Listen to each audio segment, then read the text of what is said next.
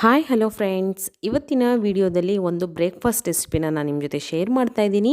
ಸಿಂಪಲ್ಲಾಗಿ ನಾವು ಮಸಾಲ ರೈಸ್ನ ಮಾಡ್ಕೊಳ್ಳುವಂತಹ ವಿಧಾನವನ್ನು ತಿಳಿಸ್ಕೊಡ್ತಾ ಇದ್ದೀನಿ. ತುಂಬ ಅಂದರೆ ತುಂಬಾ ಈಸಿಯಾಗಿ ನಾವು ಬ್ರೇಕ್ಫಾಸ್ಟಿಗೆ ಅಥವಾ ಸಂಜೆ ಸ್ನ್ಯಾಕ್ಸಿಗೆ ಕೂಡ ಇದನ್ನು ಮಕ್ಕಳಿಗೆ ನೀವು ಮಾಡಿಕೊಡ್ಬೋದು. ತುಂಬ ಅಂದರೆ ತುಂಬಾ ಸಿಂಪಲ್ಲಾಗಿ ಮಾಡುವಂತಹ ಮಸಾಲ ರೈಸ್. ಸೊ ಹೇಗೆ ಮಾಡೋದು ಅಂತ ಇವತ್ತಿನ ವಿಡಿಯೋದಲ್ಲಿ ನೋಡೋಣ ಬನ್ನಿ. Welcome back to Aadya colourful.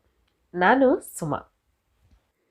Friends, ನಿಮಗೆ ನನ್ನ ವಿಡಿಯೋ ಇಷ್ಟ ಆದರೆ ಪ್ಲೀಸ್ ನನ್ನ ಚಾನಲ್ನ ಸಬ್ಸ್ಕ್ರೈಬ್ ಮಾಡ್ಕೊಳ್ಳಿ, ಹಾಗೆ ಬೆಲ್ಲೈಕನ್ನು ಕ್ಲಿಕ್ ಮಾಡಿ ಮತ್ತು ಲೈಕ್ ಮಾಡಿ ಫ್ರೆಂಡ್ಸ್. ಹಾಗೆ ಆದಷ್ಟು ನಿಮ್ಮ ಫ್ರೆಂಡ್ಸ್ ಗ್ರೂಪಲ್ಲಿ ನನ್ನ ವಿಡಿಯೋನ ಶೇರ್ ಮಾಡಿ.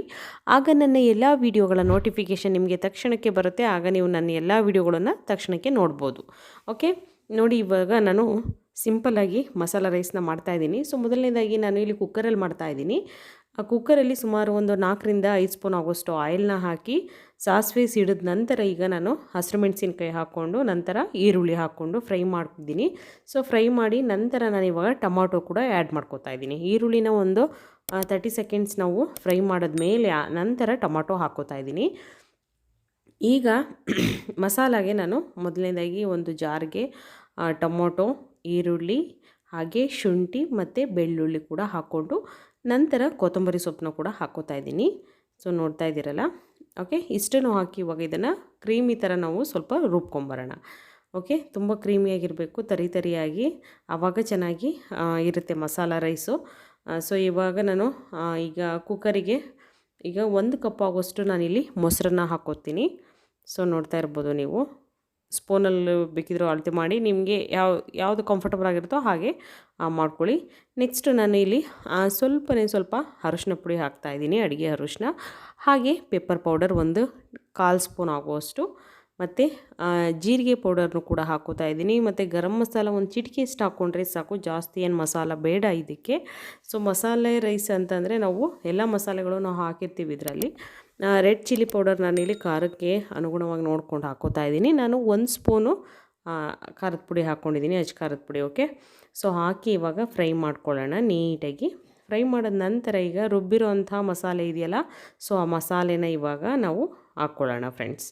ಓಕೆ, ಸೊ ಈಗ ಸ್ವಲ್ಪ ಉಪ್ಪು ಹಾಕ್ಕೋತಾ ಇದ್ದೀನಿ ನಾನು, ರುಚಿಗೆ ನೋಡಿಕೊಂಡು ಉಪ್ಪು ಹಾಕ್ಕೊಂಡು ಮಿಕ್ಸ್ ಮಾಡ್ಕೊಳ್ಳಿ. ಮಿಕ್ಸ್ ಮಾಡಿ ಮಸಾಲೆನ ಚೆನ್ನಾಗಿ ಬೇಯಿಸಿದ ನಂತರ ಇವಾಗ ನೀರನ್ನು ಆ್ಯಡ್ ಮಾಡ್ಕೋತಾ ಇದ್ದೀನಿ.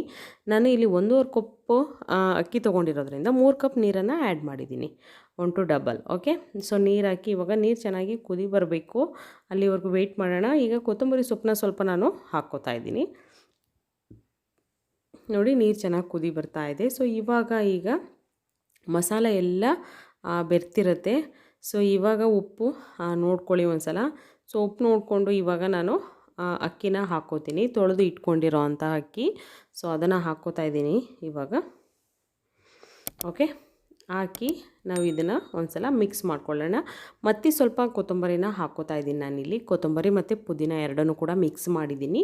ಸೊ ಇಷ್ಟನ್ನು ಈಗ ಹಾಕಿ ಮಿಕ್ಸ್ ಮಾಡ್ಕೊಳ್ಳೋಣ ನೀಟಾಗಿ. ಮಿಕ್ಸ್ ಮಾಡಿ ನಾನು ಕುಕ್ಕರಲ್ಲೇ ಮಾಡ್ತಿರೋದ್ರಿಂದ ಇದನ್ನು ವಿಷಲ್ ಮಾಡಿಸ್ಕೊತಾ ಇದ್ದೀನಿ.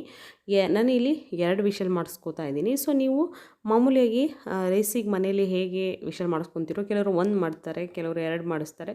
ಸೊ ನೋಡಿಕೊಂಡು ನಾನು ಇಲ್ಲಿ 2 ಮಾಡ್ತಾಯಿದ್ದೀನಿ, ಆಮೇಲೆ ವಿಷಲ್ ಬಿಡ್ತಾಯಿದ್ದೀನಿ. ಓಕೆ, ಸೊ ನೋಡಿ ಇವಾಗ 2 ವಿಷಲ್ ಆಗಿದೆ. ನಂತರ ನಾನೀಗ ಓಪನ್ ಮಾಡಿ ತೋರಿಸ್ತಾ ಇದ್ದೀನಿ. ನೋಡ್ತಾ ಇರ್ಬೋದು ಎಷ್ಟು ಚೆನ್ನಾಗಿ ಬಂದಿದೆ ಅಂತ. ತುಂಬ ಅಂದರೆ ತುಂಬ ಟೇಸ್ಟಿಯಾಗಿರುತ್ತೆ ಫ್ರೆಂಡ್ಸ್. ಸಿಂಪಲಾಗಿ ಮಸಾಲ ರೈಸ್ ಮಾಡೋದು ಕೇವಲ 10 ನಿಮಿಷದಲ್ಲಿ ಮಾಡೋದು ಇದು. ಓಕೆ, ನೀವು ಮನೇಲಿ ಟ್ರೈ ಮಾಡಿ ಹೇಗೆ ಬಂತು ಅಂತ ಕಾಮೆಂಟ್ ಸೆಕ್ಷನಲ್ಲಿ ತಿಳಿಸಿ. ನನ್ನ ವಿಡಿಯೋ ಇಷ್ಟ ಆದರೆ ಪ್ಲೀಸ್ ನನ್ನ ಚಾನಲ್ನ ಸಬ್ಸ್ಕ್ರೈಬ್ ಮಾಡ್ಕೊಳ್ಳಿ. ಓಕೆ, ಇವತ್ತಿನ ವಿಡಿಯೋನ ಇಲ್ಲಿ ಮುಗಿಸೋಣ. ಬಾಯ್, ಸಿ ಯು.